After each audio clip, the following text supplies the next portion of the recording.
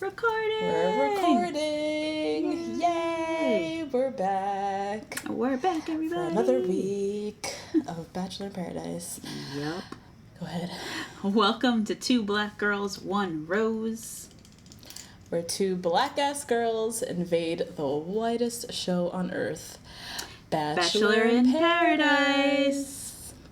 I'm Natasha. And I'm Justine.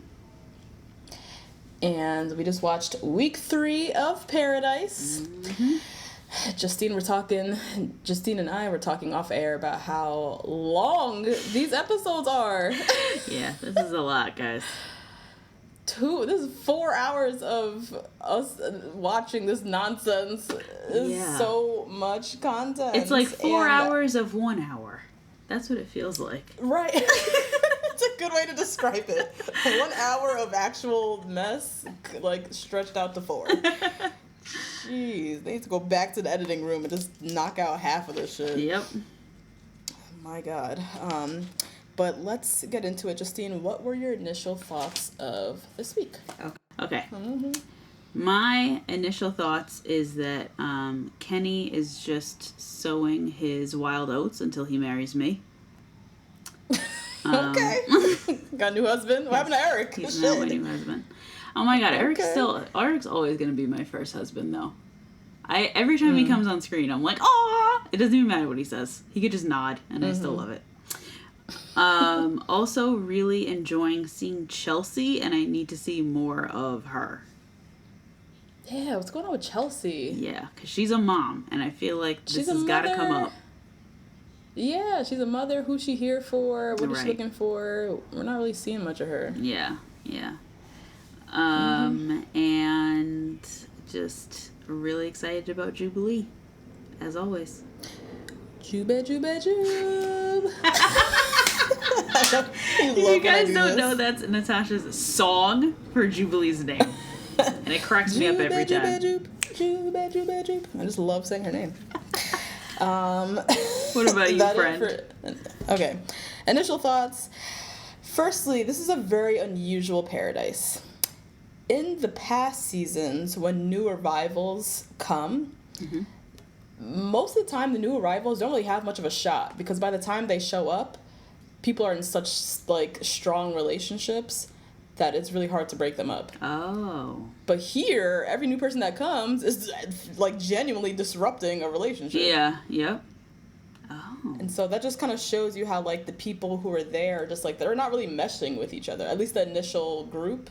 Yeah. Not that many are meshing well with each other. So it's you can tell every week everyone's like, who's coming next? They're so excited for new people because everybody else that's there fucking sucks. And I think because someone said on Twitter, I think Ashley Spivey, shout out to her, she said everybody was there from the past 2 seasons of Bachelor and Bachelorette, so nobody really knows how to play the game. They're all real new to it. So they're all on edge, oh shit, it's Rose Week, I gotta just fuck multiple people just to make sure.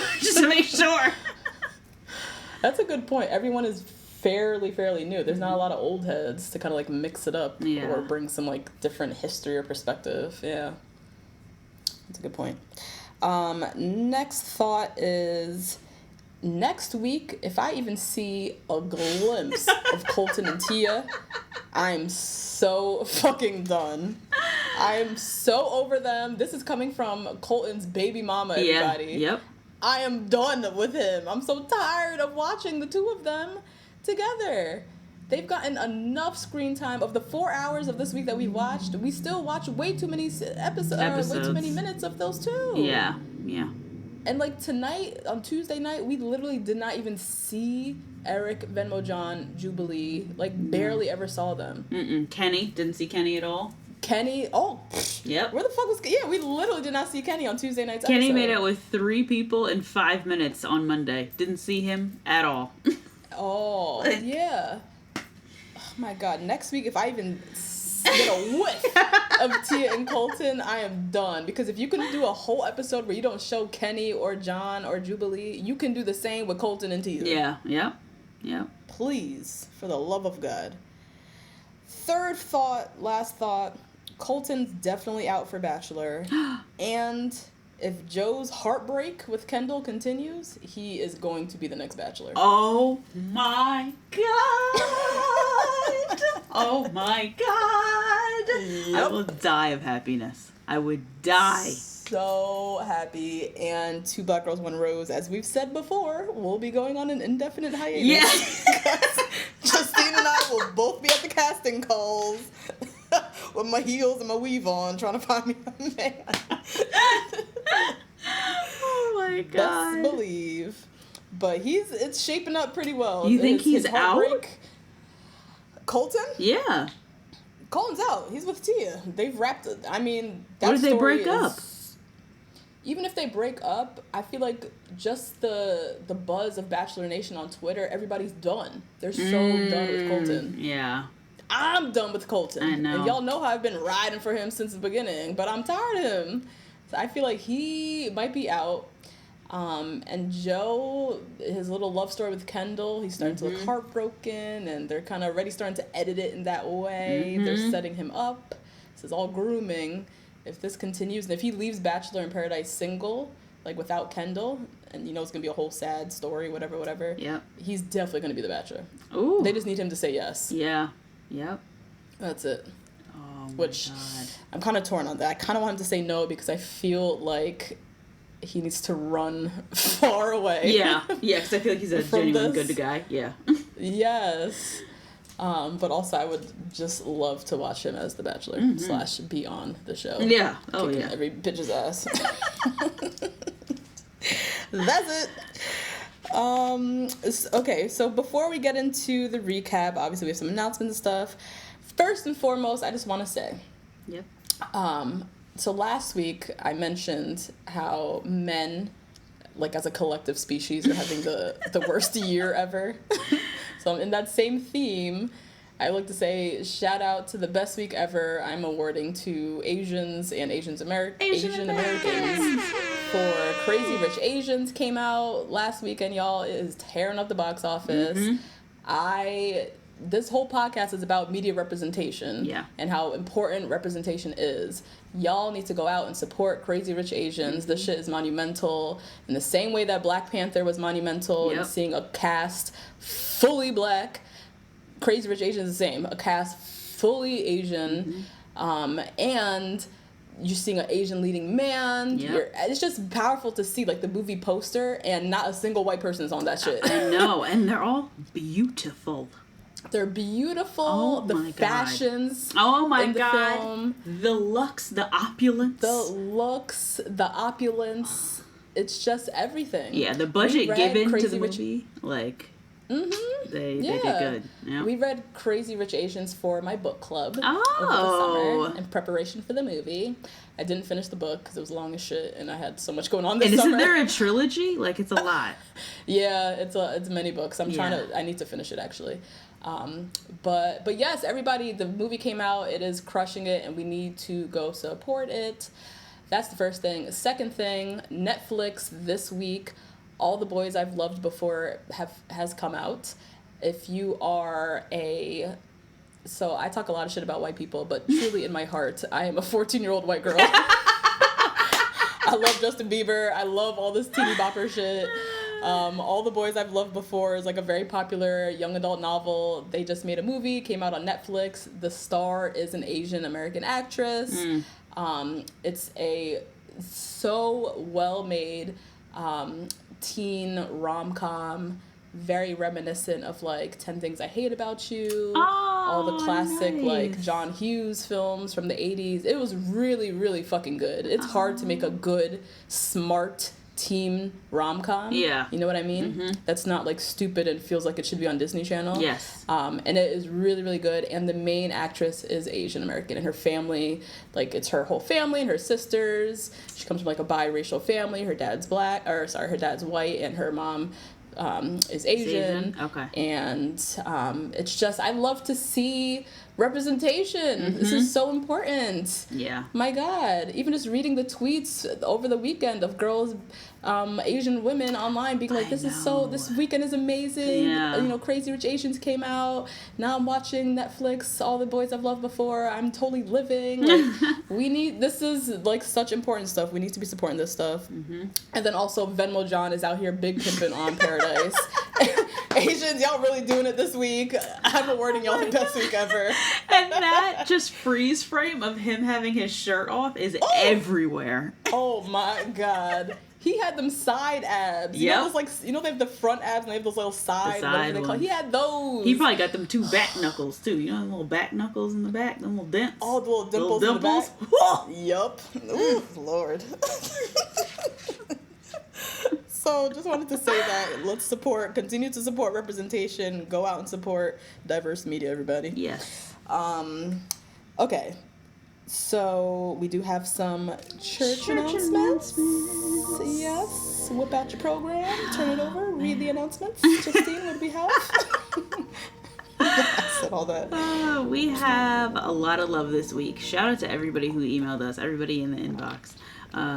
You guys always alert us of literally any tea that you see from anywhere. And we thank you for that. People send us shit from like the dark web. Like, yeah. I found this. I scraped this off of like, I don't even know, WikiLeaks. It's like some screenshot of something. We get a lot of mess, y'all. Oh my God. We do. Shout out to everybody who emails us intoxicated or inebriated. Nope. Shout out to all you guys. Some drunk emails. I love them. Okay. So shout out to everybody who emailed us some love this week. Shout out to Amy, Danielle, Kate, and Marielle. Thank you guys for your love and your support. We love reading your emails, especially the good long ones. And shout out to Zoe, who emailed us about some very important things. One is an investigation on why men are hotter on Bumble. Which doesn't really... Oh, because I had brought that up before. Natasha's face. How the first 8 people that come up on Bumble are always like fucking IMG models or whatever. Which is not a surprise, because Bumble is a female founded app, so they know how to get us. And then also shout out to Lesbian Bachelor Nation. Not sure if I'm allowed to say that, but that's what it's called. Why would you be? That's what she wrote in the email. That's what she wrote about that. That's what she wrote. Yeah. And how they're also watching from a minority perspective and enjoying this crazy show. Yeah, that was really interesting. I liked how she said how, quote, The Bachelor is heterosexuality taken to the extreme. It's all the norms and expectations of heterosexual romantic interaction in a vacuum times a million. Oof. It is. Great way of putting it. Yep. And it's kind of similar to us 2 black-ass girls watching the whitest show on earth. It's like whiteness at its extreme. Yeah. And it's like fascinating to us, I guess. Yep. Yeah, so shout out to all you guys watching. I didn't know. She said it was a robust fan base. Right. You know what? The email call out's coming early this week, guys. Email us if you're part of Lesbian Bachelor Nation. Bachelor Nation. Email all us. The lesbians out there loving The Bachelor and Bachelorette. Send us an email. Why? I would love to know why. What's your take on watching this heterosexual mess, and especially this past season, all this toxic masculinity? That shit must be riding on y'all backs. Yeah. So I would love to hear that perspective. And that's it for the church announcements. Cool. In Bachelor Nation news, so Wills, poor little Wills, our fave, who got sent home last week. He did an interview last week with Entertainment Tonight, where he was very salty and very, very emotional, actually, talking about going home on Paradise. So he said, if you haven't watched the clip, he said that he was 120% sure that Bibiana was giving him the rose. What? Because she told him no, that she was giving him her rose. She didn't. Yes. So he said he was completely blindsided and still has no idea why Colton got the rose. Oh, well, we know. Mm-hmm. And even the girl who was interviewing him, she even made a comment. She was like, when Bibiana got up there, she kind of looked off to the side, almost as if she was looking at a producer or somebody off camera. Like, what do you think about that? Yep. And Wills, he didn't touch it. He was like, I don't know nothing about that. I don't know. Oh. Yeah. So he claims he's cordial with Bibiana, which means he probably still feels some type of way. Yeah, I was about to say, that means... cordial. We're cordial. Okay, that means you don't fuck with her. And then he went off on this whole, like, not rant, but he was definitely in his feelings about how there's been so much emphasis placed on Colton's happiness and how he himself is so sick of Colton and Tia, the whole Colton and Tia mess. Wow. And then he reminded us, he was like... You know, people forgot I went home just 1 week before Colton on Becca's season.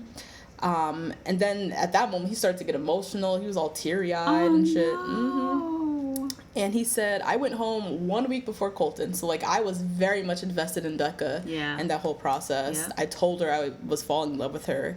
And yet, all people keep talking about is Colton. No one has checked in on me. No one has asked me how I feel. Oh, no. Nothing. I know. Oh my God, he looks so abandoned, like a sad puppy on the side of the highway. Yeah.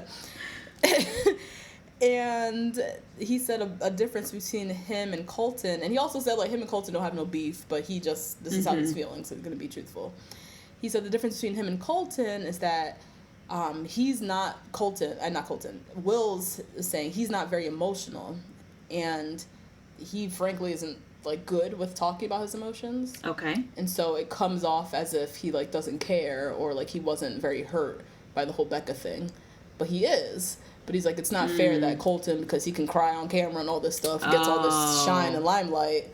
But me not being very emotional, no one cares about my story or my journey or whatever. We saw Will's cry. I see no difference. Yeah, but I guess he's saying, like, Colton, I mean, off rip, they just invested so much in Colton. Yeah, they did. And so we're so invested in Colton's emotions, and they love to see the big old teardrops on camera, and, like, you know, they zoom right up, all up on his face, but they're not doing really the same for Will's. So, yeah, it was interesting. It was really weird to see him so emotional. But he was saying how, like, all of this, we have to remember, all of this was filmed, like, months ago. Yeah, so he's, like, way over it, but now all the press is coming, so now he's having to do all these interviews all the time, and it brings him back to that place, back to those emotions. Yeah. And so... And not only, though, like, point in your life, but you also do a lot of self-reflection, because you're seeing yourself on camera. So... It's a lot of looking at yourself, not just the other person. Right, looking at yourself, and then remembering how you felt at that time in that moment. And you felt like shit, and now you're like, oh, great, I gotta just watch this again. Awesome. But yeah, that's pretty much it. The only other thing, I'm not going into it, but I guess I have to mention it because a million people emailed us about it. Chris R, Gospel Chris. There's an article floating around on the interwebs that he wrote about pleasuring a woman and female orgasm and a whole lot of shit that ain't nobody want to hear you, sir, talk about. Nope. So I could even read the whole article. I was like, this is just, I can't. You know, I clicked on it and it was taken down, and I decided that was the Lord's way of telling me that I didn't need to read it. Because the links that people sent us were like literally screenshots or like stuff from the dark web, because I guess he took down he posted on Medium, the website Medium, and then he took it down, but of course people were able to still, you know, of course, get copies of it or screenshot or whatnot. But yeah, I looked at it quickly and I was like, do I want to read this? No, not really. But yeah, just know that he's out here still being an idiot and talking about shit that he has no business talking about. No. And that's it for Bachelor Nation News. Should we get into the recap? Let's go into it, friend. All right. So this week we pick back up from last week, where, just a reminder from last week, Gospel Chris had a conversation with Tia where he told her that she's it, she's the one, she don't have to worry about nobody else. And literally 4 seconds later, he's making out with Krystal. And then the next morning he's bragging about it to people, and so Colton took it upon himself as Tia's quote-unquote friend and wants her best interest or whatever, to tell Tia that Chris killed... You keep saying that he killed someone. I keep saying it. It was in my notes last week. Make the show way more interesting. Colton told Tia that Chris kissed Krystal. So now Tia, she's coming fresh in to come confront Chris about this that she heard.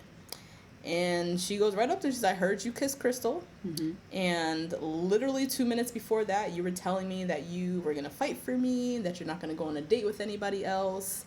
Like, what the fuck is going on, dude? Chris. He don't even have a good explanation. No. He's so damn dumb. He already's doing the whole humna. Yep. You know, I had a moment. I had a moment. And he was all defensive. His tone was so defensive. It was irking me. I had a moment. You know, this doesn't change anything. I still like you. That was real. What I said was real. Yeah. Okay. It doesn't mean shit now. No. Because you just made out with somebody 2 seconds later, you dumb fuck. What are you... He had me so mad. And so Tia and Chris, they're going back and forth. Chris is basically feeding her bullshit. And his explanation and excuse don't even make no damn sense. No. Tia, thankfully, because she ain't the brightest star in the galaxy, but she at least knew that this was some nonsense and was, like, totally not even buying anything that he was saying. Yeah, because she didn't want Chris. She was looking for an excuse to get rid of him. She never wanted his ass. She didn't want him anyways, so... So Chris, he come with the bullshit. He said, you know, I wanted to hang out with you that night, but you were hanging out with Colton. Oh yeah, you were talking to Colton. Or yeah, you were talking to Colton. You know, what was I supposed to do? Which is like quintessential dumbass dude who don't want to own up to his bullshit. So now this is his attempt to place the blame on you. You made me go kiss her. You weren't showing me attention. Shut up. And so, and I wrote on Twitter, shout out to anybody who was obsessed with The Hills. Oh, the way that my me and Justine God. Were. Oh my God, if podcasts existed back when we were in the depths of Laguna Beach Hills. Like, yeah, you guys, we've been doing this. We've been doing this for a solid 13 years. We've been analyzing shows. Sure enough, I used to be in school, in the our student lounge with Justine on our laptops watching the Laguna Beach on DVD. Yep. So anyway, so I wrote on Twitter how in this moment, Chris reminded me so much of Justin Bobby, the episode where Audrina flat out saw Justin Bobby make out with that girl outside of the club. Yes. And she was like, I just saw you kiss her. And he's like, what? No, I didn't kiss anyone. And then had the nerve to tell her how she saw what she wanted to see. And she's like, I blatantly saw you make out with someone. Like, just trying so hard to gaslight people. Like, these men just really out here blatantly gaslighting unsuccessfully because I know what I saw. Like, what? Oh my God. So sorry, just had to do that quick little reference. Oh no, I love that reference. Poor Audrina. Also not the brightest star in the galaxy, but was like, no, this ends here. Like, I can't. I can't. What we're not going to do is this right here. Oh my God. So Tia, she's done. She like can't even do this. She says, you know what? Because at this point, Krystal came up and like joined the conversation. Did you hear what Tia said to her? What? She said, "Oh, you look so pretty." When Krystal came up to them. Yes, I was like, "Yo, that's how you know she's done. Done. She don't give a shit about Chris. She ain't checked for Krystal. She's trying to get the fuck out of here. Yeah. So Tia, she just said, you know what? I'm taking myself out. This little love triangle, I'm taking myself out. Here come whack ass Chris. That's fine. I've already made that decision. I'm taking myself out of the triangle. He's always got to be first. He can't just go second. Always. Oh my God. He's the worst. He literally is. I keep saying it, but he literally is the personification of like toxic masculinity. Yeah. The very definition of it. Oh my God. Can't own up to shit. Just really out here puffing his chest like he's this alpha male when he ain't. And no, clearly not. Yeah. No. So he's here. I broke up with you first. I did it first. Tia's like, fuck y'all. She just shuffled out of there, went to the bar, get some tequila. Yeah. Krystal, she was expecting to hang around with Chris, but Chris pretty much ditched her too and like disappeared off to the bar. Her dust. Was like, yeah, I'm fine, and booked it and bolted. And Crystal's like, okay. So just like went and sat in the corner and like cried by herself. Yeah. So Tia, she goes and talks to Caroline. And she tells Caroline that, Colton was the one who told me about the kiss. And now I'm kind of starting to think about Colton again. Mm-hmm. I'm like, oh my God. You never stopped. Don't lie. Yeah, he never stopped, first of all. So yeah, now Colton's creeping back into her head. She's talking about how he kissed her on the forehead last night and how it's making her heart tingle and... Oh my God. All this nonsense. I hate so a forehead kiss. We're back with the Tia and Colton mess. Yep. I was like, fuck. Chris, Chris, come back. Right back in. So we have a new arrival to Paradise. And it's Jacqueline. Yay! Always loved Jacqueline. Jacqueline from Ari's season.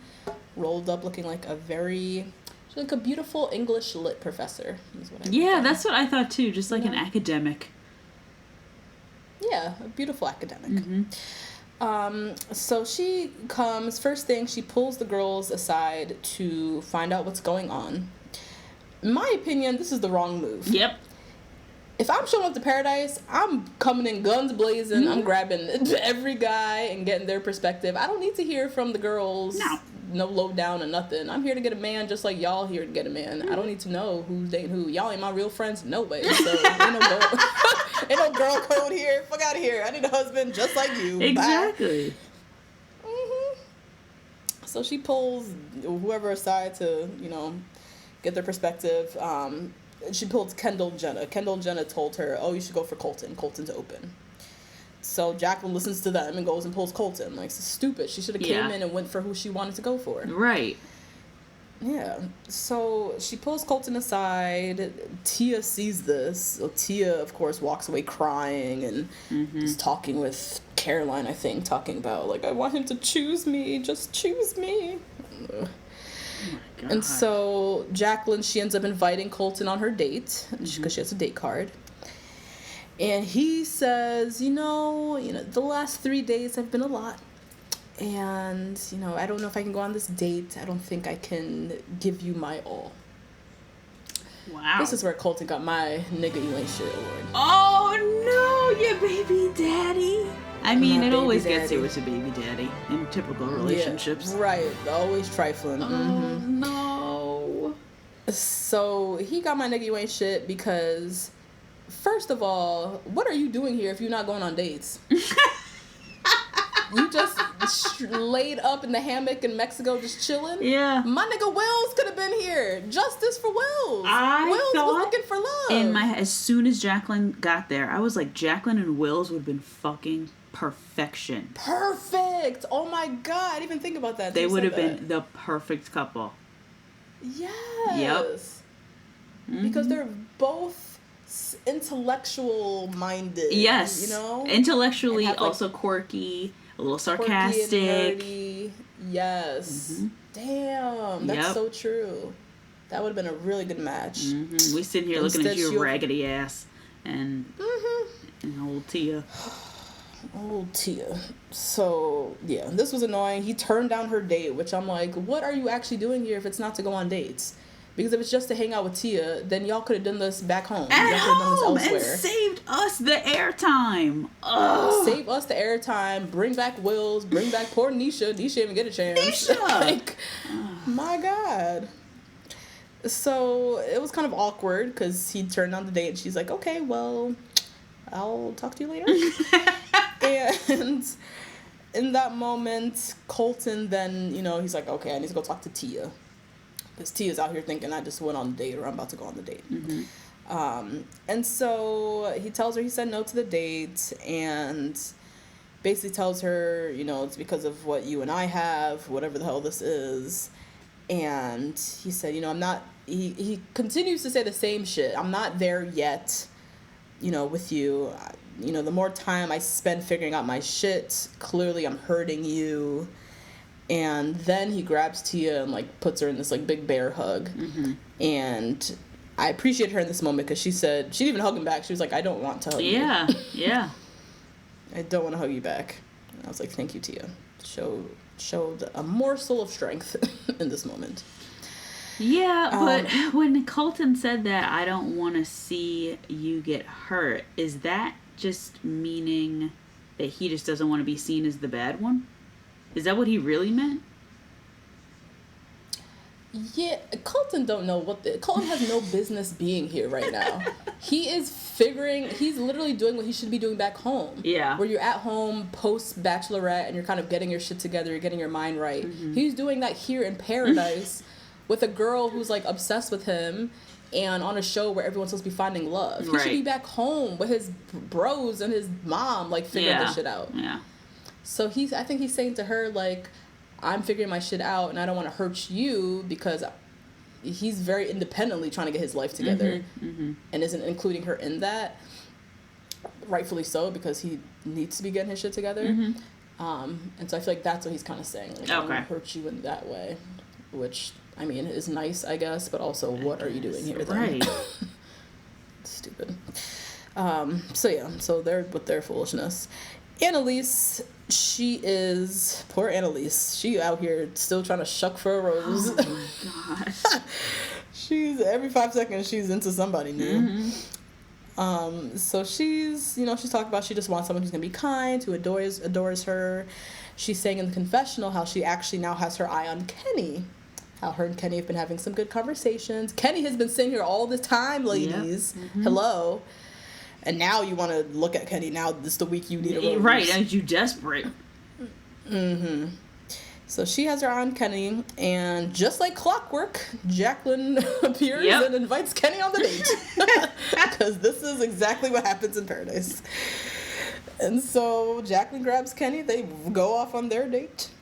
And it is nighttime at this stage. And very odd. Jackie, whatever.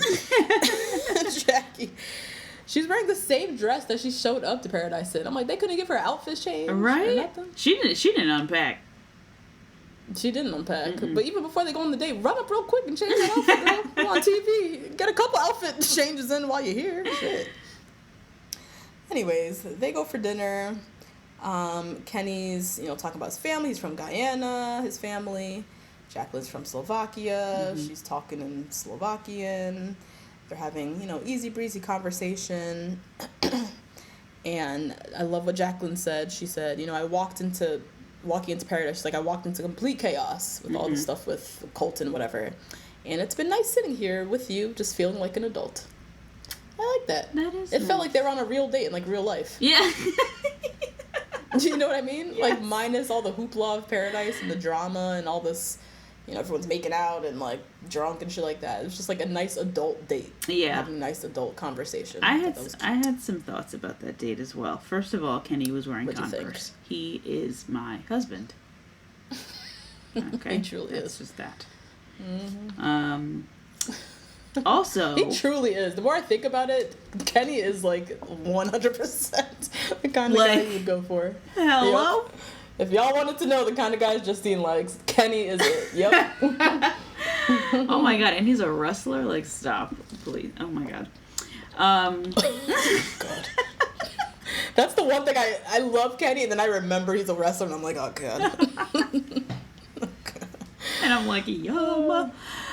So then, after they leave dinner, they have the quintessential fireworks, and then they, stand and make out.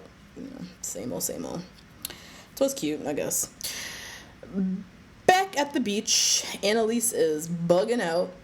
She's always in a state of just heightened anxiety. Oh my god, so much. Someone give her a Xanax or whatever. Xanax, the anxiety. Oh yeah, definitely Xanax. Definitely Xanax. She needs one of those because she's just up and down this beach, always in a state of anxiety. Mm-hmm. So she's bugging out. Kenny and Jacqueline return from their dates, and Annalise immediately whisks Kenny away to have a little chat. Yeah.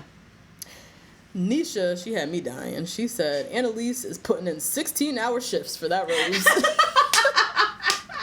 She out here working. She's not going home. Oh my god. I wanted Nisha to be a bartender so bad. I wanted Nisha to be out here getting roses. Maybe I wanted her to be getting roses too, but I just wanted her to... Her commentary was so good. Yes. Whenever they did show something, a little soundbite of hers, it was good. It was funny. Mm-hmm. So Annalise pulls Kenny aside. She's just raving about how amazing he is and how their conversation has been really great and he has all these great qualities. And then she says, it takes me a while to like present my sexual energy. I feel like we could. The way she put all of this is just so awkward and so like, don't talk too much. Yep.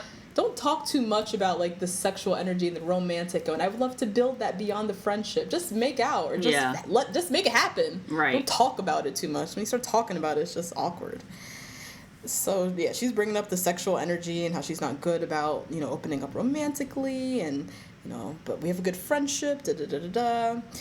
Kenny, he just, like, grabs her and, like, they go in for a kiss. Right. And it was cute. It was a good kiss. It looked like a good one. Yep. Mm-hmm. So now Kenny got two girls. He just fresh from a date with Jacqueline, making out. Now he's sitting here on the daybed with Annalise making out. So it's nighttime. There's 9 guys, 13 girls. Oh my 4 God. girls are going home. Oof. 13 girls. That's nuts. So many. So many. So 4 girls are going home. So it's, nighttime, everyone's kind of buzzing around trying to see who can give me a rose and all that stuff. So we do have a little love triangle, remember, going on with John and Jubilee and Caroline. Is this a triangle? It's like one of them triangles where there's one line. It looks like a Christmas tree. Like Caroline's the stump, right? She's the real short line at the bottom. And then John and Jubilee are like the real tall lines at the top. Like, this girl has no chance. Caroline. Like, come on. I don't know. To the very end, I was still unsure who was going to get You were a little shook? Rose. I was a little shook. I was real shook, and I was about to feel some type of way about John if he ain't do what I wanted him to do. But, so yeah, they got this little love triangle going on. John and Jubilee, they head off to the daybed. Jubilee, she's a smart girl, very strategic. You saw this, how they were laying on the daybeds, and he was kind of propped up, and she was laying down. Yep. Just like good little, just like a good strategic lay for a makeout. Yes. You know what I mean? Making it easy for him. Easy access. Making it very easy. Yes, easy access. Like, go ahead, girl. I see what you're doing. So they're just talking about how much they enjoy each other and, talking, whatnot, and, of course, make out. Caroline, she comes in, she grabs John, and they head off to, the water. And, she's telling him how I thought about you today. And John said, I thought about you today, too. Which when they mean today, this was during his date with Jubilee. Oh. One thing that was very odd, side notes just about this episode. The timing and the editing and the day and the night was, oh my God. They got to figure this out. Everything was all over the place. Yeah. So this is nighttime, but they made it look like it was 3 days later. But really, it was the same day that John went out with Jubilee. They have got to figure this out because it's really obvious because of the outfits they wear. The outfits, yes. You can tell what day is which. Yeah. Fuck. So anyways, so he says to Caroline, I thought about you today too, while he was on the date with Jubilee, and then they kiss. And so that's where I was like, Mr. John, let's get it together now. Come on, I want to see this. So that's them. Krystal and Chris, Gospel Chris. Mm-hmm. Kevin and Krystal are kind of talking, and then Chris kind of rolls in. And Kevin says, he says it right. He said, Krystal and Chris, the two crazies that deserve each other. Very, very true. Krystal and Chris, they go and chat off by the daybeds. Crystal's rambling about all the things that she likes to do, including investing in her IRA Roth. This is where she gets my Becky of the week. Okay. Because why in the fuck are you just throwing out random bank terms? That's just a random term. That's not something you enjoy doing. What? Why are you just throwing... Was that 401k or something? 401k? First of all, there's nothing to do. You set your percent and then you put your money in. Like, what are you talking about? You like to do it. Now you look dumb. Second of all, why are you talking about that in the nighttime on a daybed in your thong bikini with your margarita? Ugh. I don't know. God, my nerves. This is game. I guess this is the game. This is how people get men. I don't know. Yeah, I wouldn't know. No clue. Red flag. I mean, Krystal's a walking red flag, but one red flag that she was very obvious to me. She at one point asks Chris, "How's my makeup?" Mm-hmm. Huge sign of just obviously someone who is a little bit insecure. Oh, yeah. Fishes for compliments. Yeah. I just can't. I can't with these types. Also, he's probably not giving her anything though. He's like the type to be like, "What do you mean? You know you're beautiful." Once told her that her, or one of those. Never once said, "Oh, you look great today," or "Love your outfit." So she's out here fishing for something from this dude. Yep. Okay, so at this point, so this is where the editing gets weird. We cut to commercial, it comes back, it's allegedly the next day. But Tia's wearing the same outfit. She's wearing. And Colton's in the same t-shirt from the day before. The whole thing is a mess. The editing is all over the place. So anyways, we're back to Tia and Colton in the same fucking bikini from 2 days ago. And Tia's down on the beach talking to Bibiana. She says, all my eggs are in his basket, and he doesn't even have a fucking basket. Exactly, Tia. What makes it even worse is when you're this self-aware, that you continue to do the nonsense. And there's no change in behavior. There's no change in behavior. That's one of the worst things, when you are self-aware and that you make no changes, no good decisions. What are you doing? So Bibiana, she goes and talks to Colton, and she's talking some bullshit about how, what you guys have is beautiful, you and Tia, I want that kind of love. What? Who is Bibiana this season? I'm so confused. What is she doing? I think she just wants love however she can get it. She'll just take it. Tia and Colton, though? She'll just take it in whatever form she can get it, man.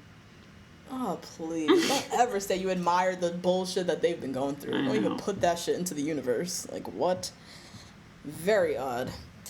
So, yeah.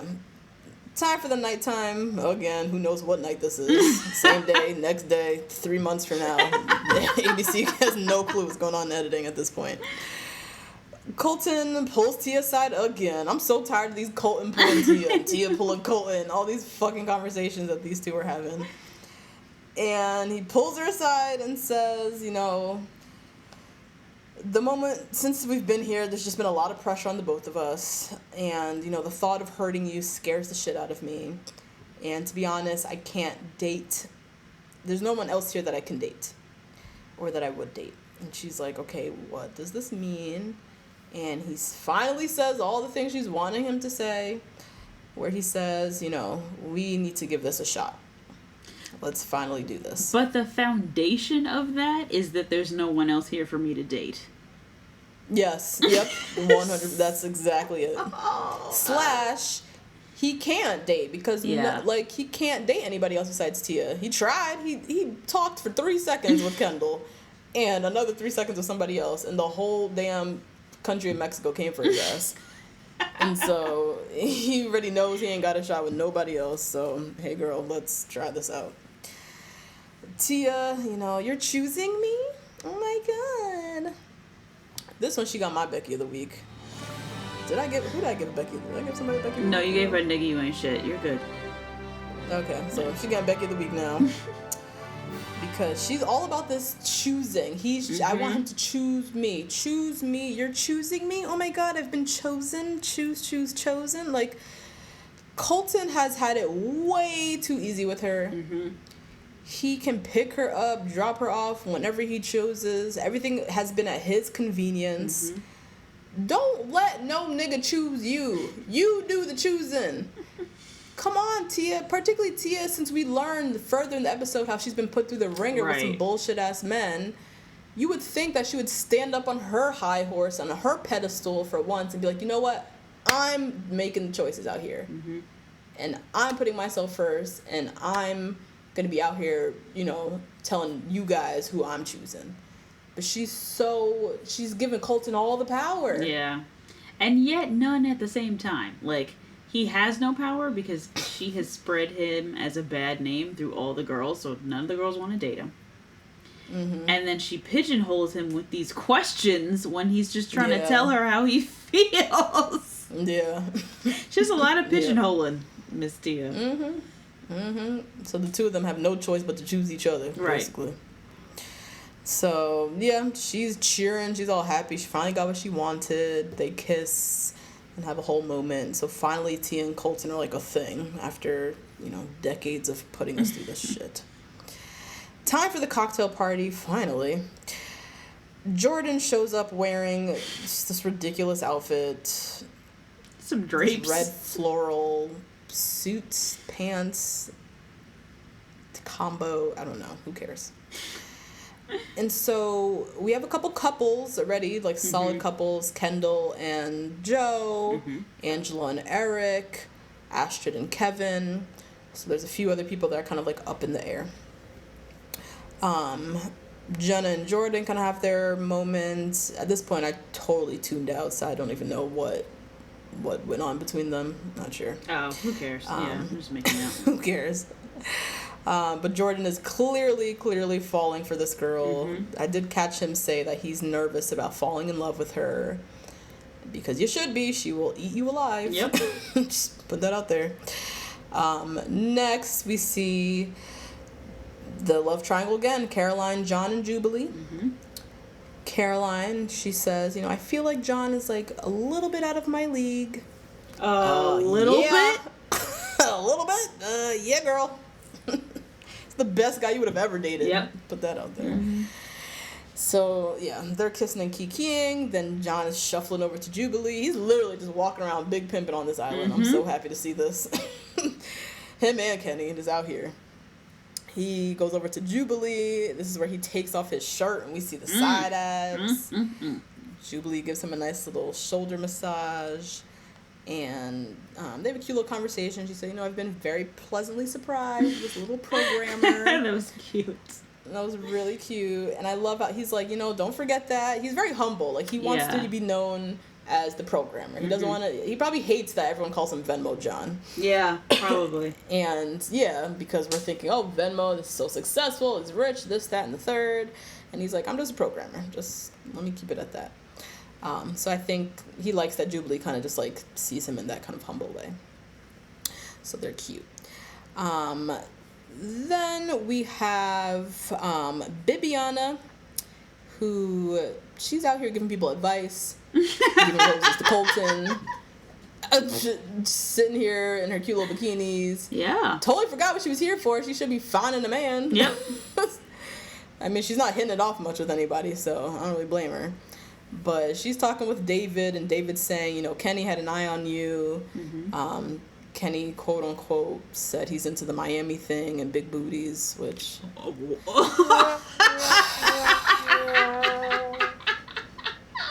Yeah. Who is it? Oh my god. How these people just talk. How these people talk about women. It's just so troubling. I mean, it's just like, I have a fetish. And you fit the fetish. Let's go. Yeah, but it's one thing when the guys are saying this to each other. Do that with each other. That's fine. David, don't come and say to me, oh, Kenny's really into you. He told me he's into the Miami thing and your big booty. And what's the Miami like, thing? What does that mean? What does that mean? I don't know. God. And so Bibiana, she's out here shucking for a rose. She goes and grabs Kenny, lays her heart out there, talking some bullshit. I don't even know. Yeah, who knows? Nice. She needs a rose, so who the hell knows or cares what the hell she's saying? She don't even know what's coming out her mouth. And so she's saying some nonsense. They make out. She leaves the make out thinking that she's getting Kenny's rose. Then Kenny sits with Jacqueline. Big pimpin', just out here. Sits with Jacqueline. It's Jacqueline's birthday. Oh, right. She just turned 27. They're chit-chatting it up. She made some little reference about Edgar Allan Poe. They're all smart. Oh, yeah, they get, like, they have a moment. Literary a poem. moment together. Yeah. And then they make out, and Jacqueline thinks she's getting Kenny's rose. Then Kenny slides over to Annalise. Just out here. Just grabbing all the honeys. He sits with Annalise. Annalise has a whole date set up. Annalise ain't here to play. This saved her. Nisha was not lying. Yep. She putting in shifts. Trying to get this rose. She's on hour 18. She's on overtime. And she set up this whole wrestling date on the daybed. They're wearing their little costumes and tossing each other and making out. Kenny is sweaty as hell again. I think somebody handed him a paper towel, a washcloth, something. A washcloth. He was sweaty, and then the next scene he was like nice and dabbed off. Okay, so I think somebody helped him out this time. And so they're making out, and Annalise thinks she's getting his rose. So they had like a serious makeout though. They were like rolling around. Oh yeah. Yeah. Rolling around and like going into it. Now another love triangle that's happening that I don't give a shit about, but I have to talk about because they give so much airtime to this shit. David, Jenna, and Jordan. David's sole existence on the show is just to serve as Jordan's antagonist. Yeah. Yeah. That's it. He's not a real character. He's not here looking for love. He's solely here to be a foil for Jordan. So David and Jenna are sitting on the daybeds.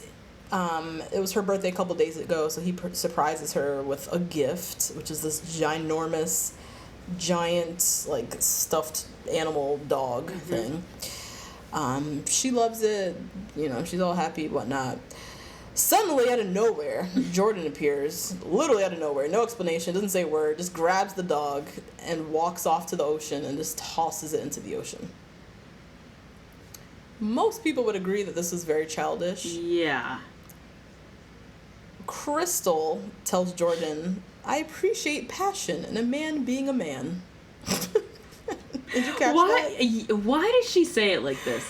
She said it in a way that was very, like, it gave her stamp of approval to him. And then in her confessional, what she said actually made sense. What she said? Where she was like, I appreciate that he stood up for his feelings and his woman and, like, how he felt about Jenna to the guy he hates. Like, she was like, I appreciate the sentiment behind it. It was the execution that was bad. Why did she tell him that? Right. This is why Jordan is the way he is. Because he's out here acting a fool and nobody tells him about himself. Or they praise him for the dumb shit that he does. Yeah, because it's funny. It's like, yeah, because they find it funny. But it's like, no, this dude ain't learning. Right. He's out here just being ridiculous. So, yeah. Right after that, I mean, Jordan obviously is not happy seeing David. Anywhere he looks, where David is, he's near Jenna. You're right. He's just trying to, start mess. And so Jordan obviously isn't happy about that.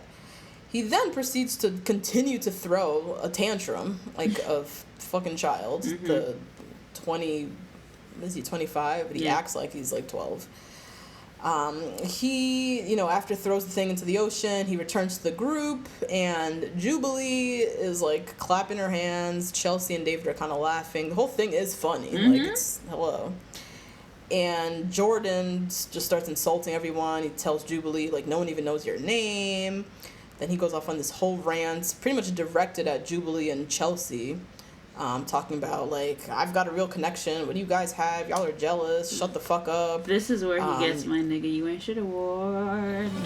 Sure does. Oh sure my does. God, I cannot stand it when men attack women for whatever insecurities they have. That they are going through. Yeah, that they're going through, particularly generated by another man. This was generated by David, and you're taking it out on two random women who were sitting in the corner laughing. Right. Oh my God, I can't stand that shit. Oof. And why does he go after David? I think if he went after David, he'd kill him. Okay, yeah, maybe. He's so fed up with David at this point. He's like, I can't even. Let me just direct my anger at these two innocent women in the corner who are just kikiing like nothing. Innocently. Yeah. Right. So he, says all kind of nonsense to them, then storms off to the beach. Annalise and Eric come right behind him and tell him, you need to go apologize, because that was some bullshit. Yeah. You can't be talking to no women like this. They didn't do nothing to you. They did not deserve to be told to shut the fuck up. Like, you can't raise your voice at anyone, particularly two girls who ain't do nothing to you. Like, relax. You're mad at David. Go direct that at that. Yeah. Right. Direct that anger at him. So end of the cocktail party, they all gather back together with Chris Harris and everything. Eric, off rip, announces, Jordan, you need to apologize. In front of everyone, I was so proud of my first husband. I was very proud. Yes, very proud. And he said it, particularly on a night where the women don't have the power. Yeah. You can't be talking to them like this. Yeah. They're already feeling insecure and sad and whatnot, out here trying to get roses, and you telling people to shut the fuck up and yelling at them in their face. So Eric is like, you need to apologize, off rip. Jordan basically apologized by saying, I apologize, over and over and over. Mm-hmm. He never even really gave substance. He was just like, I apologize, I deeply apologize. Jubilee, I apologize. Chelsea, I apologize, I apologize, I apologize. So yeah, that was that. Time for the rose ceremony. Jordan, just remember the guys have the roses this week. Mm-hmm. So Jordan, he's up first. Jenna is not very happy about how all this went down with the dog and all that. So she's standing up in the lineup looking kind of pissed. Mm-hmm. And people are wondering whether she's even going to accept his rose or what's going to happen. Jordan calls Jenna, obviously, and gave her the rose, and she obviously accepted. Obviously, because she's looking for a new husband and knows he's coming next week, so... Exactly. Girl, get your rose. Yeah. And Jordan's really fallen in love with this girl. I know, it's sad. It's sad. He really is. He said, I thought this was kind of cute. I ain't gonna lie. Fuck Jordan, but this was kind of cute. He said, in his confessional, I can picture me chasing her in the rain on a Sunday afternoon. You thought that was cute? I can't wait to get breakfast with her tomorrow. I thought that was I thought it was stupid. Cute in the way that, like, he's like a little high school boy, like, falling in love. Yeah, that was definitely written in his composition notebook. Mm-hmm, mm-hmm. Yep, with Jenna and hearts all around the edges. Yeah. It's kind of corny. I want to chase her in the rain and have breakfast. Like, he is in the beginning stages of, like, falling in love with this chick. Next, David gets calls. He gives his rose to Chelsea, Kevin to Astrid, Gospel Chris to Krystal. John, Venmo John, it's between Jubilee and Caroline. Who's he gonna give it to? And he gave it to Ju. Woohoo! Not only did he give it to Jubilee, but he did not give it to Caroline. Woo! Yeah, most importantly, Caroline did not get the rose. How about that? I hollered like it was the Super Bowl. I literally leapt up from the chair. I was like, yes! Because I was really about to feel some type of way about John. If he gave it to Caroline, that would have changed my whole perspective of this dude. Yeah, me too. So I was very proud of him and happy and felt very assured, like, okay, he's the guy that I thought he was. Yes! He's a good guy. Thank you. So John gave it to Jubilee. Kenny, he had oh my God. Bibiana, Annalise. Who else? Annalise and Jacqueline. Mm-hmm. 3 girls in this corner. Who's gonna get the rose? He made out with all of them and told all of them he's giving them the rose, basically. And he gave it to Annalise. Surprised me. So Annalise, yeah, that did surprise me. I thought he was gonna give it to Bibiana, actually. Yeah, I thought he was gonna give it to Bibiana too. Yeah. But Annalise got the rose, which means she gets to live another day in paradise, full of anxiety. God. And so we have to say goodbye to 4 girls: Jacqueline, Bibiana, Peace Out Caroline, and Nisha. Sad. And Bibiana, if Wills was still here, she would probably still be here. Yep. My girl, you sent home Wills last week in favor of Colton. Now look who's going home this week. I know. She got left out to dry. And so that was Monday night's episode. Now going into Tuesday, it's the next day after the rose ceremony. Krystal is here with her bullshit, saging everybody. I thought it was a blunt at first. I was like, yes, but no. Big old blunt. She out here, her saging everybody. This is the week that the women have the power, which is great. Jenna, she accepted Jordan's rose, but she secretly is like very over him. Yeah. Yeah. She said in the confessional that she'd rather date anybody on the beach right now. Oof. And just didn't appreciate his whole tantrum that he threw, and hasn't really talked to him about it, but this is how she is feeling. Kendall and Joe, they are, one would say, the strongest couple. Oh, yeah, definitely. On Paradise right now. Yeah. Joe is saying in his confessional that he might be falling in love with her. He's all up in his feelings. They've been linked up since day one, the 2 of them. Aside from her, she had a little tiny thing with John, Venmo John, for like a hot second, remember? They had a little cute little kiss, but other than that, she's been with Joe, grocery store Joe, this whole time. And then we have a new arrival to Paradise. Which is Leo, long-haired Leo, in all his sexual harassment glory. He comes into Paradise. Looked so ugly. Yes! I'm not into him. He looked really all. bad. Yeah. I'm not into this. Like, I feel like when we first met him in Bachelorette, I think we always said the same thing. Like, we understand the concept. It's the concept. We're supposed to. The concept makes sense. He's big and burly and manly, and the hair is kind of lovely, and he's big and whatnot, and can toss you around. But the face ain't there. Something's off. And same with the outfits. Are horrible. Yeah, he had the bright pink like Hawaiian shirt. It just it doesn't look like him. It doesn't look like his style. So it wasn't doing much for him. But yeah, creepy ass Leo shows up to Paradise. All the ladies are all googly eye. He's confident. He looks like Fabio. Same thing. It's the concept, because he's big and large, and like as a woman, what you think of like a manly man, right, kind of thing.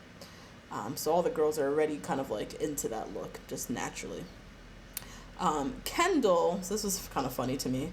Kendall's sitting off with Joe, and Leo's here. He's saying hi to everybody. Kendall gives him a wave from like around. She's like a couple feet away. Gives him a wave from across the way, and then says to Joe, like, should we go say hi to him?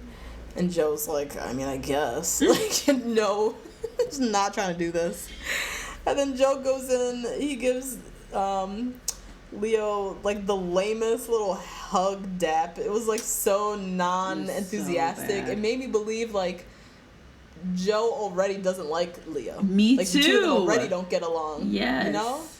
Yep.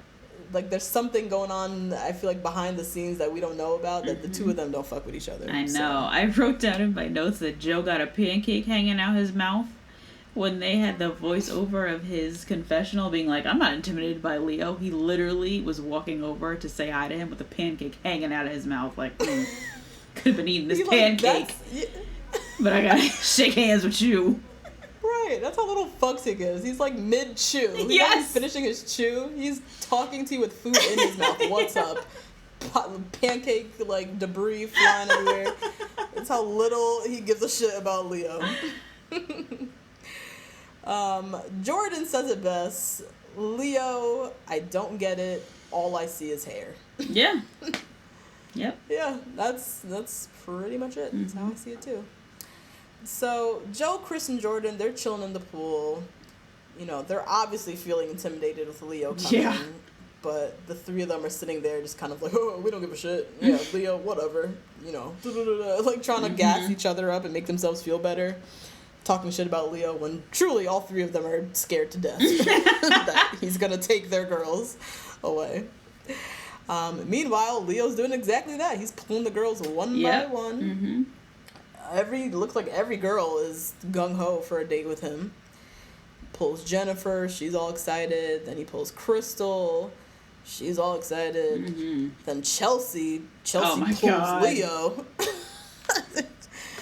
Chelsea's out here. Chelsea, from the minute Leo walked up, she was just all into him. Wouldn't you? Like, if you were hanging out with a little puny ass, old Children's Place ass, Disney Channel ass David for 3 weeks, wouldn't you be dying if Leo walked in? I would be all over it too. That's true.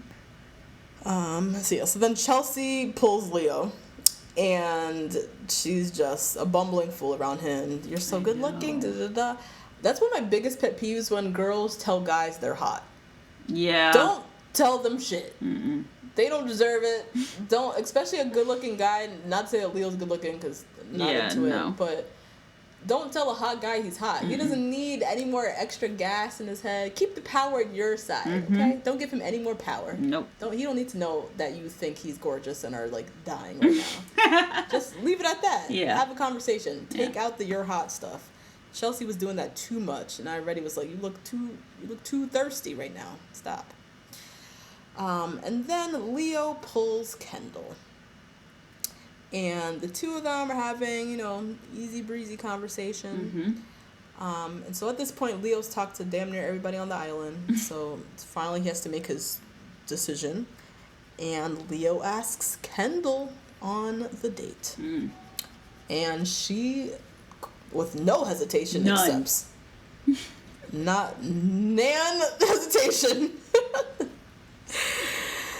And everyone's like, wait, what? Yeah. Very confusing. Yeah. Because her and Joe were like a seemingly a solid thing. Everybody. Maybe it's one of those things, too. Like, you know how everybody knew Tia was in love with Colton? Like, I feel like Grocery Store Joe was walking around saying he's in love with Kendall and not telling Kendall. Yeah, that's a very good point. And he said that when he was sitting at the bar with Wells, saying all the stuff about Kendall, and he said, have you said this to her? And he was like, no, of course not. Like, oh my God, no one speaks their mind. And so before Kendall goes off on her date, she, does the right thing and has a little conversation with Joe. And her explanation of why she agreed is saying, it's so early on in this. It would be detrimental to myself if I don't go on this date. Joe is very confused because he's all in for Kendall. He can't even fathom going out with anybody else. So to hear this from her talk about it's too early and like I owe this to myself. He's like, wait, what? What is going on? Yeah. So he speaks his truth. He says, I hope you have a terrible time. I thought that was so cute. Which is, you're not going to wish her well. So he wants her to come back to him. Yeah. And so he goes in for a kiss on the lips, and she turns to the cheek, and they have this whole awkward moment. Ugh, it was terrible. Right? How did they, never mind. Yeah. So, what is Kendall doing? Yeah, you know what? I mean, I'm sure we'll circle back to this later, because she points to it later, but she's looking for something more than Joe. Yeah.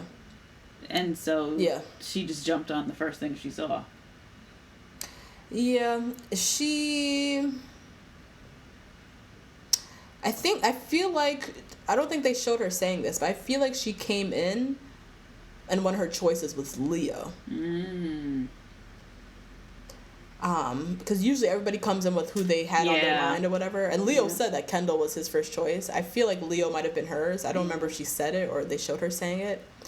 So that's one thing. Second thing, I was starting to worry or think if her and Leo had talked beforehand. Or if they had a little thing beforehand. I don't know. They seemed, to me, it seemed familiar. Yeah. The two of them. Yeah. They're trying, oh, it's nice to meet you, da-da-da-da-da, but it felt too familiar to me. Mm-hmm. And she seemed too gung-ho to run off on this date, almost as if her, similar to how Tia and Colton had a pass. Yeah. Her and Leo, I don't know if they have a pass or they maybe DM'd once or twice, I'm not sure.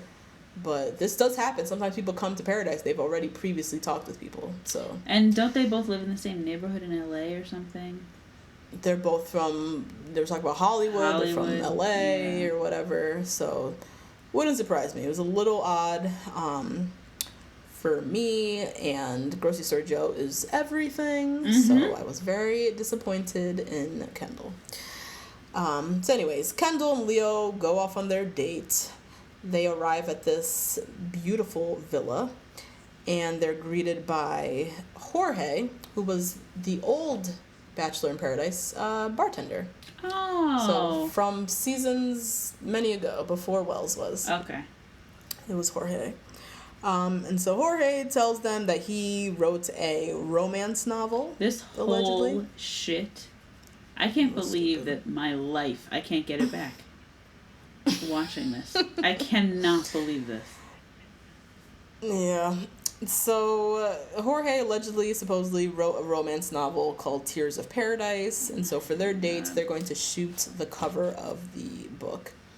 And then Jorge proceeds to give the synopsis of his book, and that's when the ABC producers felt it was oh so necessary to shoot like a reenactment and bring back Ari and Lauren B., and Ben Higgins and Amanda Staten, I think is her name, to shoot this reenactment. I could have lived life without ever seeing Ari and Lauren B again. Ever again. I blocked them from my Instagram. It's feed. Yep.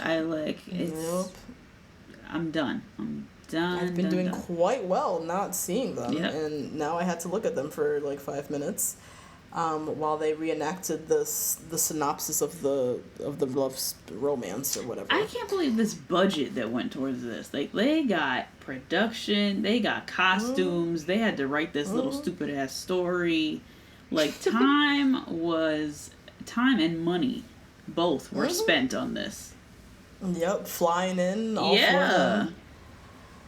And gave us Ari and Lauren B, which nobody asked for. No. This is not, it's like, these aren't fan favorites. Nope.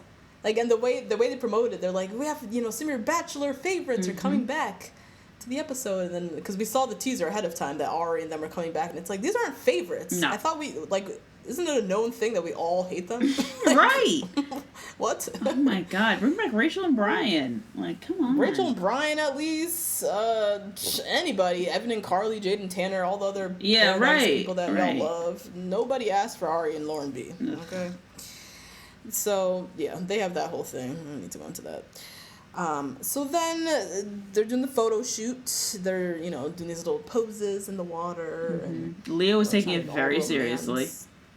Leo was taking it very seriously. He's in the business. Don't forget. He's a stunt man. Right. He's out here trying to find an agent and get some followers. So he's taking every photo shoot very seriously. And so they're doing their photo shoot, and like maybe 5 minutes in, the two of them are making out. Grocery Store Joe is not even on her mind anymore. He's gone. He's gone. Who's that? Yeah. Never existed. Who's that? So they finally sit and have a little chat. Leo admits that he came here for Kendall. She was the top girl on his list. And then Kendall, this was a conversation that made me feel like they were too familiar. Yeah, they had this conversation already. Yeah. Like y'all had this conversation before. Like don't try to front like y'all just now meeting. So Kendall, she said, I feel like I know you. As soon as you came in, I just knew I wanted to go on a date with you. You're so confident, you know, blah, blah, blah. Just singing his praises, literally as if grocery store Joe is just like not even a thing. Or not even perfection. Or perfection, yes, or that.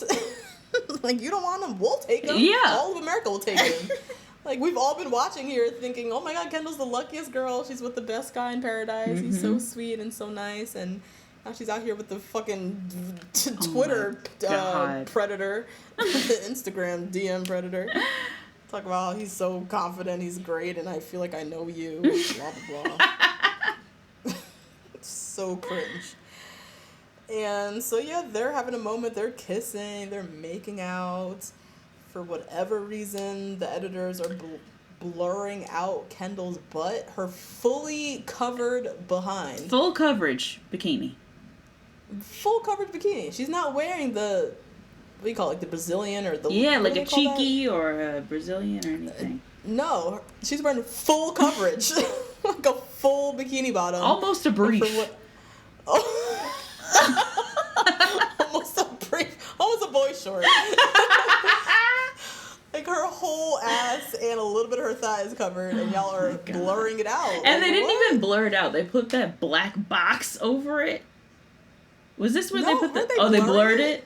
At least they blurred it. With Krystal, they put that black box over her butt. I'm like, you all couldn't even do the work to pixelate. Ass was out. But they couldn't do the work to pixelate it. I guess. But Krystal, her whole ass was out, so I understand that. But Kendall, they put the little blur, which is how I was able to see that her whole behind was covered. Right. Oh, my God. So odd. So they're, you know, making out, having a good time. Joe, back on the beach, he's a bit nervous. Mm-hmm. He's drinking a lot. He's throwing back them tequilas.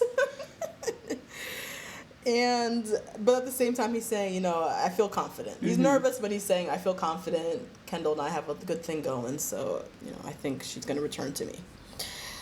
Kendall and Leo return, and before they head down the stairs, they have their last little makeout, and then Kendall, you know, goes down by herself, and she goes straight for Joe and sits and has a chat with him, and... you know, tells him all about the date, the whole romance, novel, photo shoot, whatever. And she says, you know, Leo, he's a great guy. And I actually think he's a lot like me. And Joe says, yeah, well, you know, we're polar opposites. Opposites attract. Oh, my God. He's searching here. Poor yeah. guy. And then he asks her, did you guys kiss? And she said, yeah, we kissed. And he said, damn, you out here kissing everybody.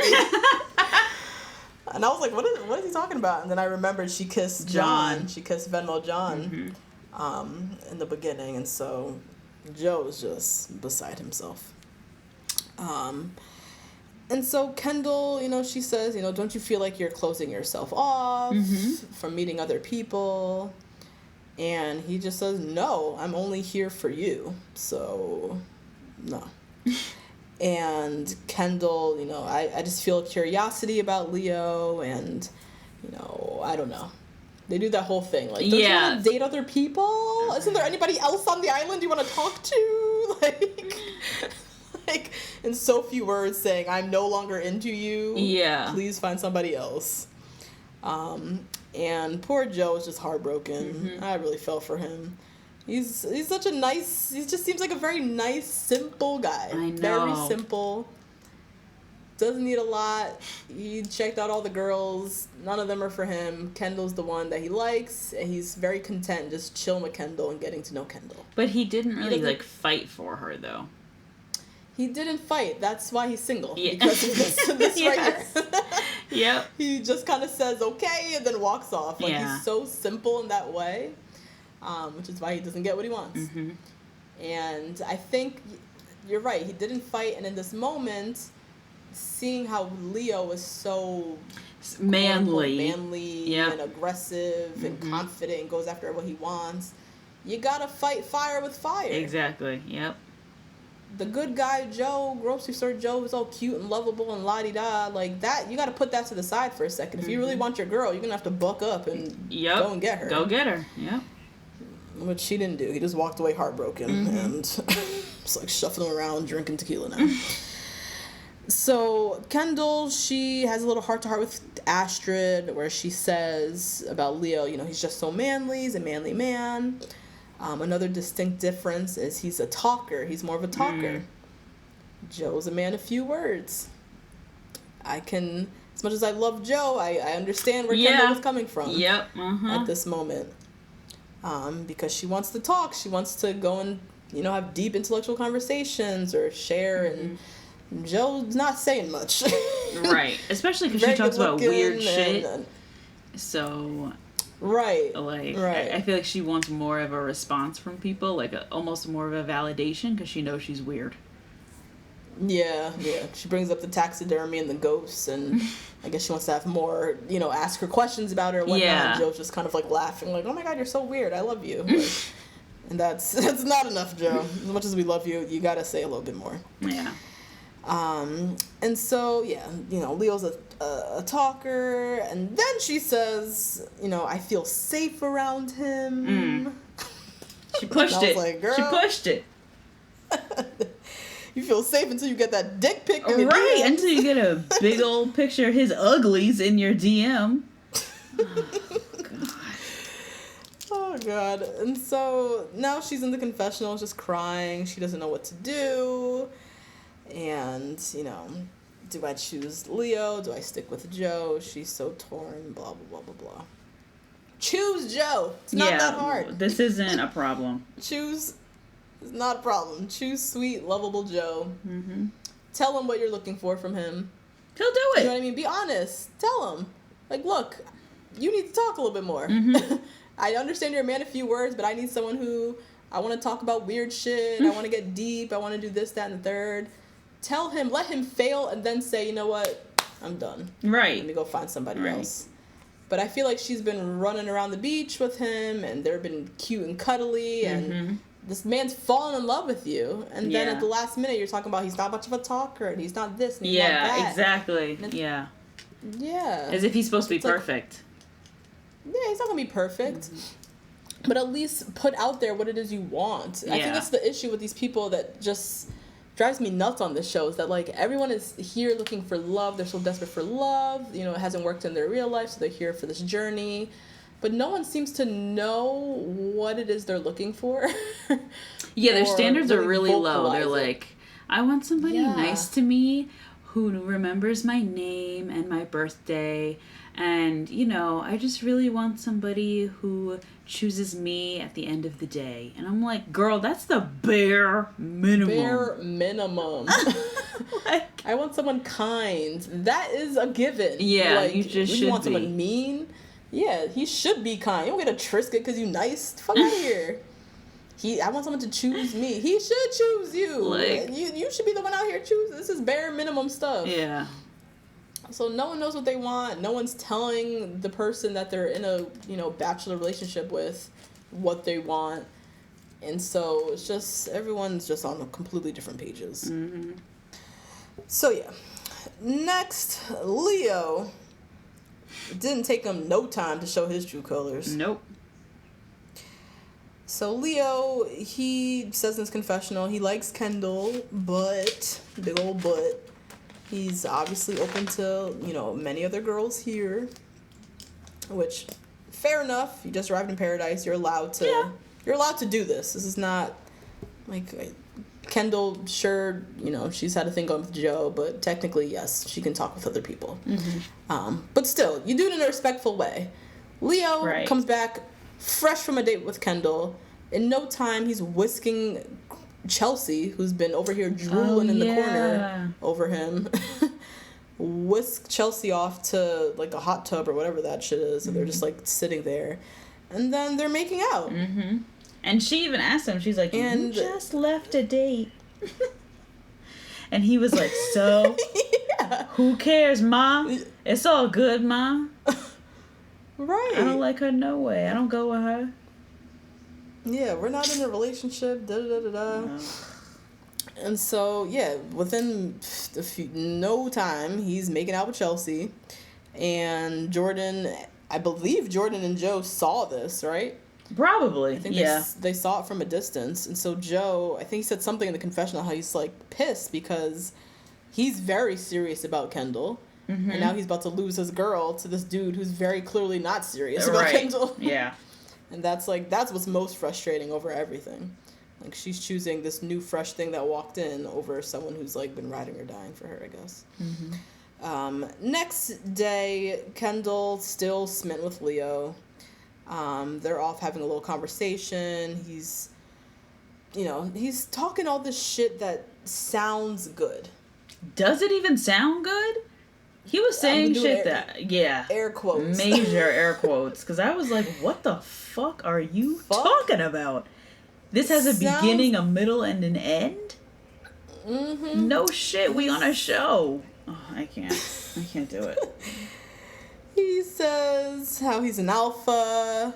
He gets jealous. I think, there's more to my story with you. Mm-hmm. If I see you making out with Joe, obviously that'd make me jealous. Why? I want to kiss you right now. Oh, saying all these things that I feel like girls like, okay, these guys aren't dumb. He sees the way that Kendall is like literally heart eye emojis with him since he's gone here. Chelsea's literally drooling, frothing from the mouth since she saw him. They see these things. Yeah. They see the edge that they have on these women already. Yeah. And so he's saying all these kind of like big thing. I'm not alpha. If I see you with another guy, like that's gonna make me jealous. There's more to our story. I want to kiss you. All these things that they're words. They mean nothing. Yeah. No. They mean nothing. But in these places, all you have are words. So these girls just eat it all up, I guess. Yeah. Suddenly, a date card arrives. Not with the person, just the card. Mm-hmm. Joe is praying it's for him because he wants to whisk Kendall away and try to win her back. So was I. Would have loved this. Would have loved to see this. And I thought it actually was going to go to him. Me too. But no. Of course not. It went to Colton. Why? Just as we thought we were done with Colton and Tia, they throw it back at us. Why didn't they just get their own special? They should have just had a mini-series. Yes. Put on a nice little ABC.com web series. Yes! Oh, web series. Nice little web series. Yep, that would have worked. For all the Tia Colton stands to go and watch it. Yeah. We didn't need this on our television screens. Nope. No more. So Colton gets the date card, and they go off on a date together. They go into town. They're shopping around at the markets. They stop in a little town, a little square, and they're dancing. And then there's Jorge's there, and he's, they're playing a game of musical chairs. And then suddenly, Raven and Adam show up. Raven, remember, is Tia's BFF. One of Tia's best friends from Arkansas, but she was also previously on Nick's season of The Bachelor, and then she came on to Bachelor in Paradise last season, and that's where she met Adam. Mm-hmm. And so they're a quote unquote, Paradise success story. Yes. I've never fully understood the appeal of Raven. Or Adam. So here we are. Or Adam, really. Adam actually, last Paradise, because we didn't get to know Adam at all on Rachel's season of The Bachelorette. Mm-hmm. But we got to see a little bit more of him on Paradise. And he was like a, decent dude, I guess. Raven, never really understood her appeal. Did come to kind of like her, though, in this little season. Definitely. Yeah. Yes. So Raven, she's a friend. This is like Tia, this is her for real friend. This ain't no fake shit. This is her friend. Yep. So Tia and Raven have a conversation, and Raven off rip is like, I'm surprised you chose to bring Colton here. And she's like, well, actually, he chose me. She's already like all excited, can't wait to share her friend.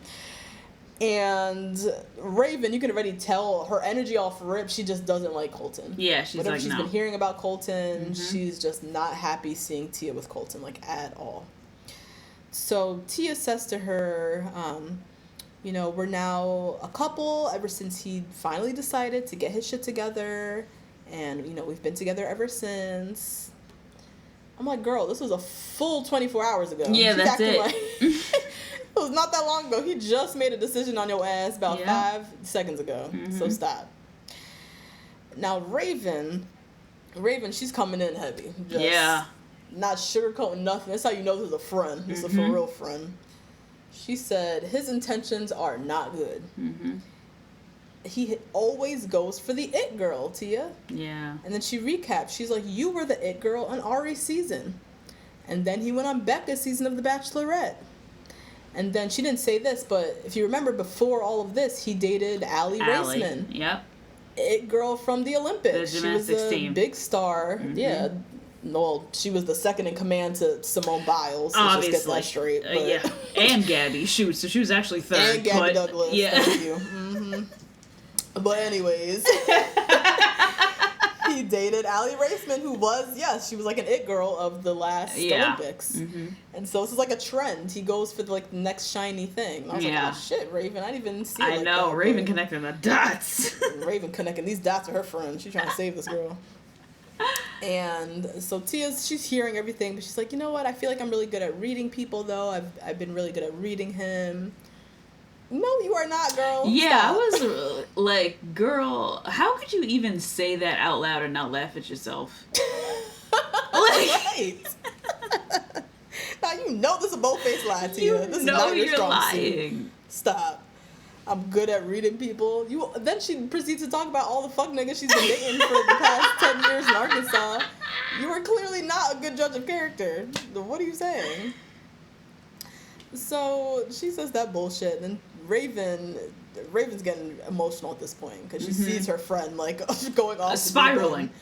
Spiraling, and she's like, girl, I need to save you. And she says flat out, she's like, I'm really concerned for you. If there is any doubt in your mind about this guy, listen to your gut. Yeah. Listen to that woman's intuition. Your God-given woman intuition. Bringing Jesus. She had to bring in Jesus to paradise. That's really, yes. Brought it on back. Listen to your God-given woman intuition if anything is coming up about this guy. And Raven, she can smell the desperation of Tia. This is what this is. Yeah. She sees her friend so desperate for love. They clearly have a history together back in Arkansas, dealing with some straight fuck niggas and crying on each other's shoulder, picking each other up. So she knows, and she's happy in love right now. So she wants that for her friend. Right. But she literally can smell the desperation just reeking off of Tia, and she's like, I need to get this dumb ass into shape. Like, what is going on? And so Raven and Adam eventually leave. You know, Raven drops her nugget. She's trying to save her friend, trying to do what she can. But Tia and Colton eventually sit and have a chat.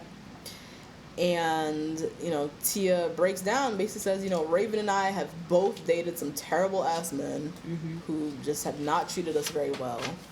And I'm not trying to go through this heartbreak again. So what the fuck is going on? Colton asks her, you know, what are you looking for from the rest of Paradise? And she's like, I just want to know that I'm the first and the best option. And she's like, don't hurt. I like how she said this. Don't hurt my feelings. She's like, I'd rather you hurt my feelings with the truth than comfort me with bullshit. Ooh, that's good. That was a good little line there. And it's true. She's like, I'm tired of the words. I've been dealing with years of just men saying nonsense and going back on their word and treating me like shit. So you need to be honest with me. Like, give me your truth. Don't sugarcoat shit for me. Yeah. And Colton, comes back at her and says, I don't want any other girls here. And then says, you're my girlfriend. Which was weird. He didn't really ask her, and then she's like, can you ask me? And then he asked. And see, again, pigeonholing. aren't you gonna ask me? Oh my god. Yeah. Anyway. Oh god. Anyways, they're official now. This is not what Raven told her to do. Nope. This is the exact opposite. What her friend told her to do. The exact opposite, but as a friend, you can only do what you can do. Yeah. Only drop your nuggets. Your friends are gonna do what they gonna do anyways. So Colton and Tia are finally official. And I personally find this very weird because I as I said, one of the weirdest things for me with Tia is how gung-ho she is for a man who was literally not that long ago in love with Becca. Her friend, Her friend, who also maybe 2 days ago was bawling over Becca. Mm-hmm. And now you're his girlfriend, and now you're the one, and... I know. And you're getting engaged. Very odd. Yeah, the whole thing is weird. It's, like, hard to feel... I mean, yes, you're in love, you got what you wanted, yada yada, I'm happy for you, but, like, it's also very weird feeling happy for someone who I personally believe has no business being in paradise, better yet, telling no girl that he wants her to be his girlfriend. Oh, so, yeah, no, none. Very strange. Anyways, back on the beach, Jordan and Jenna. Jenna's over Jordan. She really didn't like that outburst, the tantrum that he threw the other night. And suddenly we have a new arrival. Like clockwork, somebody new shows up. And it's Benoit. Oh, an old fave. Old fave from Bachelor Winter Games. A quick reminder about Benoit. So Benoit, we loved Benoit from Winter Games. He is from Montreal, Quebec, whatever. So he has like this cool little French-Canadian accent. Love a good accent. He had a thing going with Claire, and he proposed to Claire on the reunion. The reunion for Winter Games. Which, I mean, I literally was crying when that happened. Yes! Yep. Because I loved Benoit and Claire. It was very odd because they had been together for like a month and a half. Maybe, yep. And now they're having this whole public engagement. Of course, they had a public breakup. You already know that shit wasn't going to last. And so now he's on Paradise. Yep. And all the girls, turning heads, all the girls are loving the accent. He's very good looking. No one really knew who he was, though, when he showed up. There was a little confusion on who this guy is.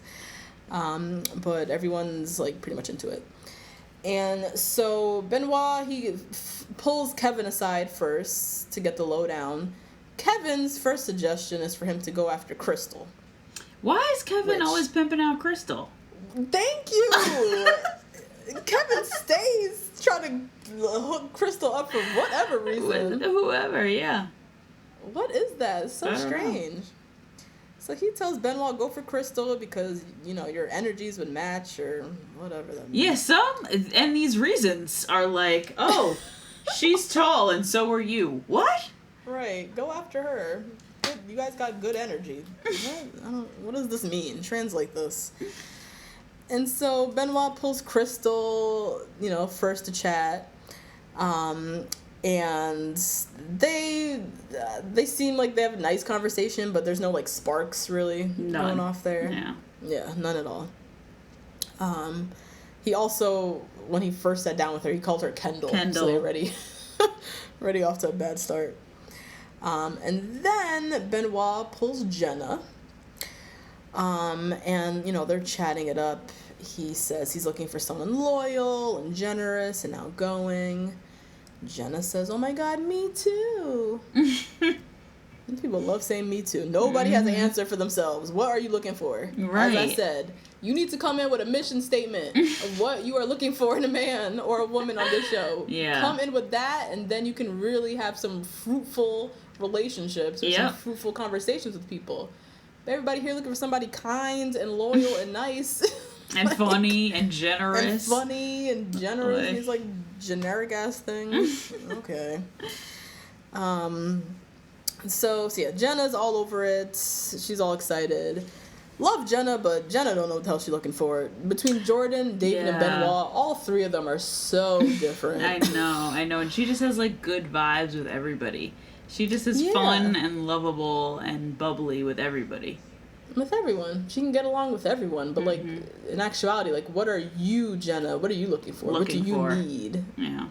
And I liked how she said, I think it was Benoit, she said how she's finally at a stage where she, like, fully loves herself. Yeah. Was it Benoit? She's, like, finally, like, very assured in herself and fully loves herself. So I guess she's looking for someone to match that or whatever. So surprise, surprise, Benoit obviously gives Jenna the date card. Jordan is shitting himself. He's trying to talk a whole confident bullshit mess. How, this can't trump what him and Jordan is also very quick to body shame. Oh, what did he do this time? He was talking about his quads and his calves and stuff. He's quick to go for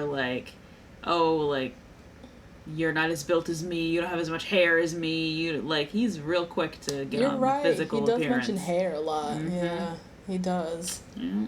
Which is odd because he ain't that well in shape his damn self. So, for a quote unquote Wilhelmina model, he needs to go hit the bench press, my dude. But anyways, Jenna and Benoit head off on their date. Jenna had a cute little black jumpsuit. She had a nice outfit on, yeah. Cute little outfit. She had a little top knot. She put on a red lip. She was not playing around. Trying to get a man. And she heads off to dinner. She doesn't do the nice, courteous thing where you're supposed to talk to the guy. Oh, no. With Jordan beforehand and kind of clear the air. She just went off on her date. Bye. See you never. At dinner, they're chatting about how their vibes and their energy matches and, all that good stuff. And Benoit asks her, what's going on with Jordan? Where do you stand with him? And she says she likes Jordan, but, I don't know. I'm worried because he thinks that I'm his, and, I'm still kind of unsure about him. And then she said something about how she likes to get deep. She wants to get deep with someone, almost implying as if Jordan is shallow. Yeah. Is very shallow. They have good connection, but it's very surface level. They ain't getting deep. And, Benoit says same thing. He wants to get deep with, someone as well and can't do the surface level, blah, blah. So they, quickly have a hot, steamy makeout right there at the table. Her red lipstick is all over his face. Over him. His whole face looks red. And then pretty much the rest of the date, they're just walking through the streets, looking cute, making out, all that jazz. One thing that is weird to me about Benoit, but Jenna's totally into, is the fact that he was very recently engaged. Yeah. She talked about it like a strength. He's just engaged. That proves that he's ready for love. He's ready for commitment. And I'm like, he was just engaged. Yeah, doesn't that prove the opposite? This is not a strength to me. I have so many questions on this. Yeah. You proposed to someone after a month on national television. Why did it go wrong? Why did you do that? What were you thinking? Yeah, why did you do that, first of all? What were you thinking? Are you here seriously? Yeah. Are you just a hopeless romantic? Right. Don't really know what they want. You just want to get married to anybody. Do you just want an ABC wedding? Do you want American citizenship? What exactly are you trying to get out of this? What are you trying to do? Yeah. So, just so many questions. So then Jenna and Benoit return to the beach. It's obviously very late because everybody's asleep. Yeah. Except for Jordan, who God. is creepily waiting by the pool. Such a fucking creep. Waiting for Jenna to come home. And Jenna and Jordan go and have a little walk on the beach. Jordan says in his confessional that his date with Jenna changed his life. Oh my God. He is in love. He's really in love with this chick. Down on the beach, he carved this big giant "I'm sorry" into the sand and gives her this whole speech about, how he acted and how much he likes her and how much it's scaring him. Jenna, she's kind of just receiving all of this. Yeah, I don't think she was listening. Yeah, she was very stone-faced as he was telling her all of this, and said to him how her and Benoit have a really good connection, and I don't know what's gonna happen. ... And Jordan, I tuned out again. He assuming he just laid his heart out to her. Yeah, he's done. They're done. As far as I'm concerned, it's over. So it's over. So yeah, lays his heart out. He goes to bed. Jenna walks away confused and pondering the question, Jordan versus Benoit. Who can I trust to protect my heart? Mm-hmm. As she cries in the confessional. And that was the episode. That's it. We did see a preview for next week. Mm-hmm. The Jordan, Benoit, Jenna mess continues. We see Kevin and Leo get into it. Yeah. So I think Kendall and Joe are about to be done. Yeah, me too. She's out here talking about Leo has my heart. That's what she says. Well, in the confessional. or not, because Leo does say, have fun with grocery store bitch. So maybe she picks Joe. And that's what he says in response. Oh, maybe, yeah. Yeah, so at the end of the preview, we see grocery store Joe and Leo getting into it. There's going to be a physical altercation of some kind. Cannot wait. Joe needs to drop kick that ass for calling him a bitch. Whoop a grocery that store ass. Bitch at that. And we also see a new face in the preview.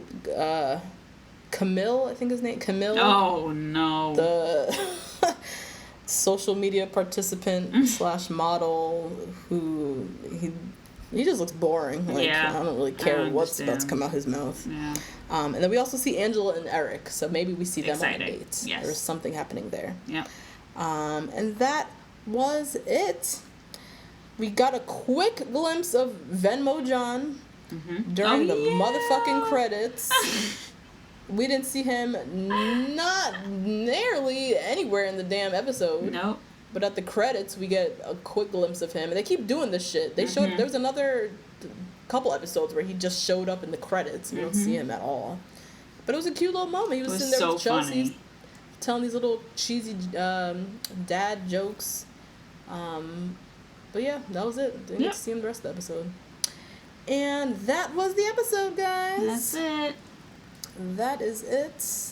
This was a long, painful one to get through, I feel like. It was just way too many people that I just didn't care about. I was so excited to see more of Joe and, of John and Jubilee. And Jubes, yeah. And we got none of that. Zero.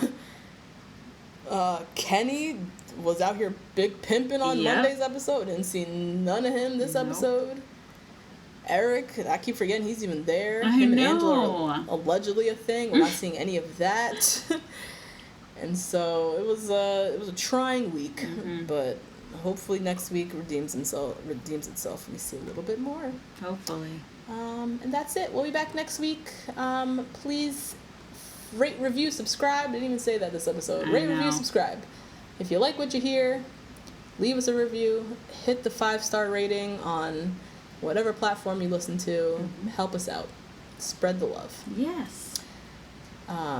Also, hit us up on Twitter. Our handle's the number 2 BLK Girls, the number 1 Rose. And email us. Email us if you want to share your takes, if you want to just share the love, if you are part of Lesbian Bachelor Nation. Yes. We would love to hear from you. Our email is the number 2 blackgirls, the number 1 rose @gmail.com. And we'll be back next week. That's it, guys. See you next week. Toodaloo. Bye.